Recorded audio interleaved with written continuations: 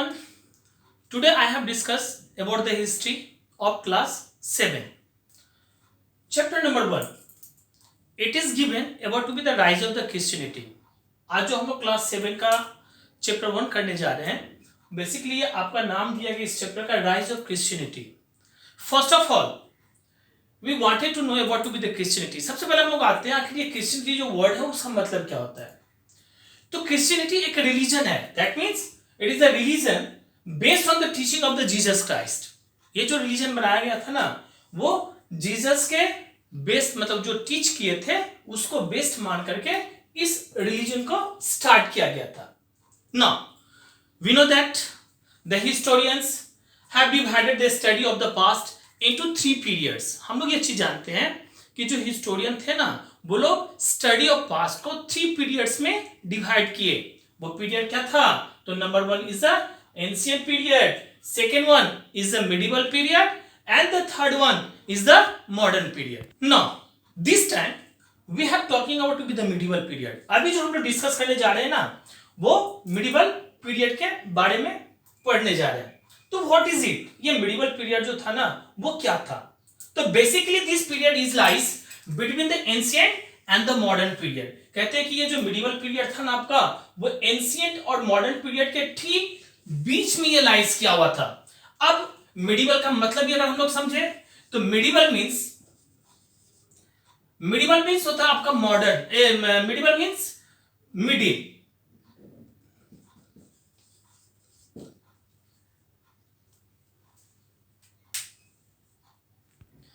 In our country, this period is stretches from the 8th to be the 18th century. Okay. Now next part which we have discussed here about to be the birth of the Christianity. The Roman conquers the Palestine, which was the homeland of the Jews. On that time, Herod became the ruler. कहते हैं कि उस समय में जो Romans थे ना, इन लोगों ने क्या किया, पैलेस्टाइन जो एक जगह था होमलैंड ऑफ द ज्यूज का, उसको इन लोगों ने क्या किया, तो एक तरह से कैप्चर कर लिया और कनकरट कर लिया. कनकरट करने के बाद में वहां का जो रूलर था वो हेरोड को बनाया गया. जानते हो वो हेरोड कौन था? He was very cruel. वो बहुत ही क्रूअल पर्सन था. And he tortured and killed the many Jews. उन्होंने बहुत सारे ज्यूज को टॉर्चर भी किया और बहुत सारे ज्यूज को किल भी कर दिए. लेकिन अंत में जब ज्यू वाले जो थे ना, वो लोग जब इस तरह से देखने लगा कि अब मेरा कोई देखने वाला कोई नहीं है, तो lastly they look forward to be the coming of the Messiah. उसके बाद उन लोगों ने क्या किया, तो सामने की तरफ देखने लगा, किसी मसीहा के तरफ देखने लगा. And who would protect them from the foreign rule. और वो लोग खास करके वो आकर के इनको फॉरेन रूल से क्या कर सकता था, बचा सकता था. So at the meantime Jesus was born. उसी समय क्या होता है, जीसस की जन्म होती है, वो बॉर्न लेते हैं. कहां पे बॉर्न लेते हैं? तो he was born in the Bethlehem. It was a small town of the Judea in about the 4 BCE. कहां जन्म लेते हैं? तो बेथलेहम में. ये बेथलेहम क्या था? एक स्मॉल टाउन ऑफ जूडिया का था. लगभग 4 BCE के आसपास में वहां पर में इन्होंने क्या किया, तो जन्म लिया. No, he was the son of the Joseph and the Mary. कहते हैं कि इनके जो मम्मी और पापा थे वो जोसेफ और मैरी के नाम से जाने जाते थे. It is said that an angel came appeared to Mary. ये कहा जाता है कि एक एंजल जो थी, वो एंजल जो थे वो वहां पर में आए. कहां पे? ठीक मैरी के पास में अपीयर्ड हुआ और मैरी से उन्होंने कहा and told her that she would give the birth of blessed child. और उन्होंने क्या कहा कि वो एक ब्लेस्ड चाइल्ड को जन्म देगी, देने वाली है ब्लेस्ड चाइल्ड को. तो ब्लेस्ड का मतलब ही हम लोग जानते हैं कि जिसके ऊपर में गॉड्स का प्रोटेक्शन होता है, मतलब जिसके ऊपर में भगवान का हाथ होता है. And he was the Jesus child. जो बच्चे ने जन्म लिया वो बच्चा कौन बना? वो जीसस चाइल्ड बने. Now, if we talk about the life and the teachings of the Jesus, it came from the 4 short books, Gospels. कहते हैं कि अगर हम लोग बात करते हैं इनके लाइफ और टीचिंग्स ऑफ जीसस के बारे में, तो इनको लिया गया था कहां से? तो 4 शॉर्ट बुक्स थे जिसका नाम बताया गया था गॉस्पेल्स. अब आती है बात, ये आखिर गॉस्पेल्स है क्या? तो it is one of the 4 books of the new testament. कहते हैं कि ये वन ऑफ द 4 बुक्स माना जाता है न्यू टेस्टामेंट से। अब आती है बात यहां पर में टेस्टामेंट की। तो ये टेस्टामेंट अगर हम लोग बात करते हैं ना कि आखिर ये टेस्टामेंट था क्या, तो उसके बारे में अगर हम लोग देखें ना तो बाइबल के पास में, Bible has the 2 section, Bible को ना 2 सेक्शन में डिवाइड किया गया था। Number 1 the old testament, the old testament, and the second one was the New Testament। ये आपका बाइबल का सेक्शन में ना इसको खास करके डिवाइड किया गया था। It is said that he grew up in Nazareth, कहते हैं कि वो जो थे वो नजरत में जो थे ना वो बड़े हुए थे, and he followed his father profession, और उन्होंने क्या किया था, अपने फादर के प्रोफेशंस को आगे बढ़ाया था। His father was a carpenter, उनके फादर क्या थे, तो कारपेंटर थे। So he also became a carpenter, ये भी कारपेंटर बन गए। बट सुन ही अबंडेंट, लेकिन क्या हुआ, तुरंत बहुत ही जल्दी उन्होंने क्या किया, उस चीज को छोड़ दिया, उस पैसे को छोड़ दिया, and begin the preaching the message of the God. और वो क्या करने लगे, तो जो मैसेज ऑफ गॉड था, जो मैसेज ऑफ लव था, इस चीज को उन्होंने क्या करने लगा, तो प्रीच करने लगा। अब हम लोग यहां पर में बात करते हैं ना जीसस के कुछ टीचिंग्स के बारे में कि आखिर उन्होंने किस तरह की बातें वगैरह टीच किए थे, ये था क्या। Okay, teaching of Jesus was great healer. Legend said that he restored the sight of the blind and healed the sick। अब आती है बात हीलर के बारे में। सबसे पहले कहते हैं कि जीसस का जो टीचिंग था ना वो ग्रेट हीलर के नाम से जाना गया। अब हीलर का मतलब क्या होता है, a person who cares people of illnesses and disease using natural power, मतलब एक ऐसा आदमी जो पीपल को केयर करता है वो अपने नेचुरल पावर से। इसलिए जीसस को पहले ही एक तरह से ब्लेस्ड चाइल्ड बताया गया था, क्योंकि वो किसी भी पर्सन को अपने नेचुरल पावर से जो था ना वो ठीक क्या करते थे। And he restored the sight of the blind। Legend से इट, कहते कि वो एक तरह से साइट ऑफ द ब्लाइंड को ना मतलब एक तरह से रिस्टोर करते थे। And healed the sick। His lifestyle was very simple, so lots of the people followed him। इनका जो लाइफस्टाइल था ना उस समय में वो बहुत ही सिंपल हुआ करता था, और कहते हैं कि इनके जो फॉलोवर्स वगैरह थे वो बहुत ज्यादा इनको फॉलोड किए। Now he rejected the meaningless rituals। इन्होंने क्या किया था उस समय में, तो जो मीनिंगलेस रिचुअल्स वगैरह थे ना उनको भी इन्होंने रिजेक्ट कर दिया था। And he asked his follower, और इन्होंने अपने फॉलोवर से कहा to live to the sinful life। और इतना ही नहीं, उन्होंने कहा कि आपका जो सिंफुल लाइफ है, सिंफुल वेज है, उस चीज को आप क्या करो, छोड़ दो।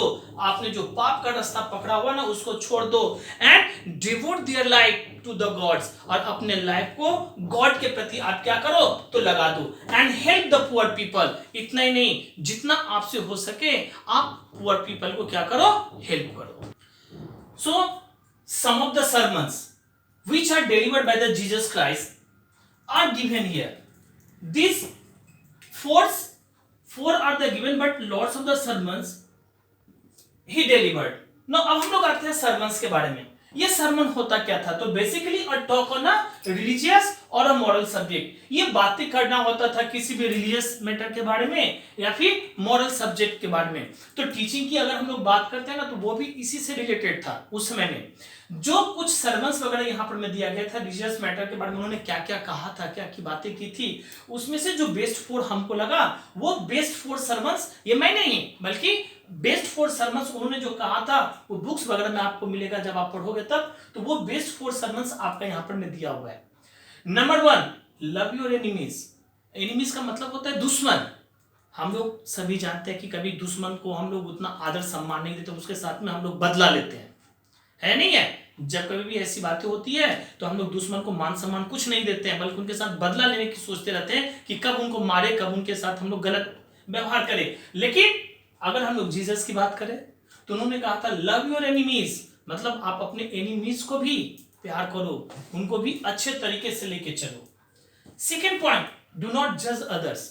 कभी कभी होता है कि हम लोग बोल देते हैं कि तुम खराब हो, तुम अच्छे हो, ऐसे हो ऐसे हो। कभी ऐसा नहीं करना चाहिए। उन्होंने क्या कहा था कि डू नॉट जज अदर्स। आप किसी अदर्स को ना जज नहीं कर सकते हो कि वो व्यक्ति सही है या फिर वो व्यक्ति खराब है, क्योंकि अगर मान लिया किसी को आपने कह दिया कि तुम गलत हो तो उसके मन में लगती है। तो जीसस ने इसी को लेकर के कहा था कि डू नॉट जज the others. Now next point given about to be the have faith in God.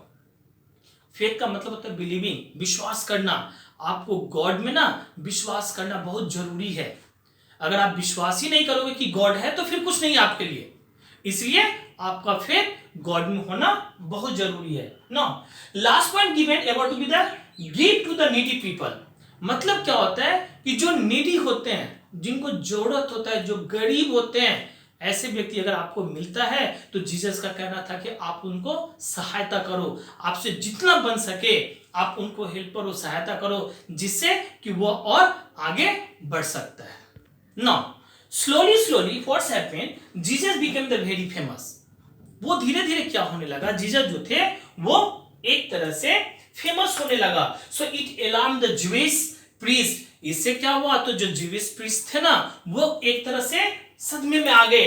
उनको डर लगने लगा। क्या चीज, कि जो काम हम खास करके अभी कर रहे हैं ना, खास वो लोग तो गलत ही करते थे, तो उस काम को रोका जाएगा। अगर जीसस ऐसे ही फेमस हो गया तो हम लोग की वैल्यू नहीं रहेगी, हम लोग का अहमियत नहीं रहेगा।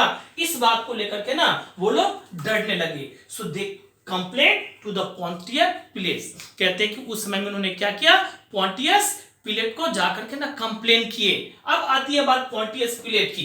तो खास करके ये पोंटियस पिलेट जो था ना उस समय में, तो he was the Roman governor. इनको हम लोग रोमन गवर्नर के नाम से जानते हैं। उस समय में ये रोमन गवर्नर हुआ करते थे। So he gave the order to arrest the Jesus. उन्होंने क्या किया, तो तुरंत ऑर्डर दिया किसके लिए, तो जीसस को अरेस्ट करने के लिए, और उनको अरेस्ट किया भी गया। इसके बाद में क्या होती है, उनके ऊपर में आरोप लगाया जाता है। आरोप क्या लगाया गया था कि जीसस के ऊपर में एक तरह से फॉल्स चार्ज की गई थी कि to calling himself the king of the Jews. मतलब उनके बारे में ये कहा गया था कि वो अपने आप को ना ज्यूज का राजा बतलाता है। So as a result Jesus was sentence to death. और इसके बाद में रिजल्ट क्या होती है, तो जीसस को सेंटेंस टू डेथ कर दिया जाता है, उनको मार दिया जाता है। लेकिन उनको मारा वैसे नहीं जाता है। जब हम लोग इस पॉइंट को पढ़ेंगे ना तब जाकर के पता चलेगा कि उनको किस तरह से क्रूरतापूर्ण उनको मारा गया था। इस बात को लेकर के हम लोग अगले जो पॉइंट हम लोग डिस्कस करने जा रहे हैं वही ये पॉइंट है। At last in 30 C Jesus was crucified. अब क्या होता है, 30 सी में आकर के जीसस को ना एक तरह से क्रूसिफाइड की जाती है। हमने पहले ही कहा था कि उनको सेंटेंस टू डेथ तो दिया गया, लेकिन उनको जो सेंटेंस टू डेथ दिया गया वो एज अ क्रूसिफाइड किया गया था। ये क्रूसिफाइंग था क्या, ध्यान से सुनोगे इसका मीनिंग क्या होता है। Put to death by nailing और binding the head and the feet to a cross. कहते हैं कि एक व्यक्ति को एक तरह से इस तरह से क्रॉस पर में डाल देना, यहाँ हाथ, यहाँ पे सर और यहाँ पे पैर। तो कहते हैं कि इनके सर में, इनके हाथ में, इनके पैरों में नेलिंग की गई थी, इनको पूरी की पूरी तरह से बाइंड कर दिया गया था। एंड दैट क्रॉस वाज, ये जो क्रॉस था ना उस समय में, यही जाके to become a sacred symbol of the Christian, और यही क्रॉस आपका सेक्रेड सिंबल बना। तो जीसस को जिस तरह से क्रूसिफाइड किया गया था, हम लोग सुन के ही ना ये शब्द को सहम जाते हैं। किस तरह से उनको नेलिंग की होगी, किस तरह से उनको उस तरह से बैंड किया होगा, और फिर उस तरह से उनको मार करके उसी तरह से लटका करके उनको छोड़ दिया गया। Now it is written in the holy Bible that on the third day क्या, इनको कहते हैं कि क्रूसिफिकेशन जब की गई थी ना वो आपका किस दिन हुआ था, तो फ्राइडे। और उसके बाद में अगर हम लोग थर्ड डे जाते हैं ना तो इसको ना एक तरह से संडे का नाम दिया गया था। तो it is written in the holy Bible that on the third day, that is a Sunday, Jesus rose और was resurrected from the dead. वो 3 दिन के बाद में, मतलब फ्राइडे इनको एक तरह से क्रूसिफाइड की गई थी, तो 3 दिन के बाद में कहते हैं ना संडे के दिन ना वो एक तरह से वहां से वो रोज किए, जागे, रिसरेक्टेड किए, और जो मरे हुए थे वहां से वो जागे। फिर वहां से वो कहां गए ना गए इनका कुछ पता नहीं चला। लेकिन ये जो रिसरेक्शन जो था ना वो जीसस का, उसको एक तरह से सेलिब्रेट किया जाता है एज ए ईस्टर डे के रूप में। एवरी ईयर इन द मार्च और द अप्रैल, और हर साल जो है ना इनको एक तरह से ईस्टर संडे के नाम से जो था वो इनको इस तरह से सेलिब्रेट किया जाता है। इस चीज को इस तरह से हम लोग ईस्टर संडे जिसको कहते हैं ना वो एक तरह से हम लोग मतलब सेलिब्रेट करते हैं। लेकिन इतना होने के बावजूद भी, जीसस के मरने के बावजूद भी जो क्रिश्चियनिटी थी ना वो कभी भी स्टॉप नहीं हुआ। It never stop, it spread the many countries, और इतना ही नहीं, ये एक कंट्री से लेकर के दूसरे कंट्री तक स्प्रेड होते रहे। And some of his disciple, कुछ जो इनके शिष्य वगैरह थे, उन्होंने क्या किया, प्रीच किया this religion from the one country to be the another country, एक कंट्री से लेकर के दूसरे कंट्री में इस रिलीजन को उन लोगों ने क्या किया, तो उस तरह से आगे बढ़ाया। नो, अब जो हम लोग करने जाएंगे, ये तो आपका पूरा का पूरा राइज ऑफ क्रिश्चियनिटी के बारे में मैंने पूरा का पूरा डिस्कशन कर दिया।